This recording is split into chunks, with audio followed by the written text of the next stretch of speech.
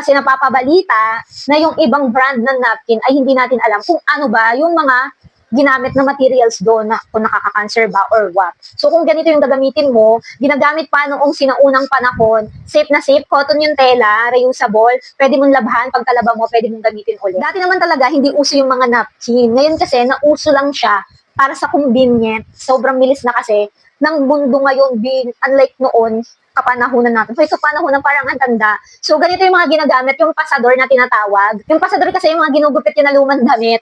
Eto naman, gawa na siya B, para na talaga siya napkin. Meron na rin siyang wings, then ikiklip mo para hindi siya malalaglag sa pante mo. Ayan. Iboboton mo siya para hindi siya malalaglag sa panty. So, ayan, para na rin talaga siyang napkin, ba diba? So, kung gusto mong safe yung kipi mo, ayan, ilalagay ko yung link nito sa aking basket. Kung gusto mo nito, kung lagi ka nagpa-panty liner, ito na lang yung gamitin mo para safe na safe. Lalo na kung nasa bahay ka lang naman. Huy!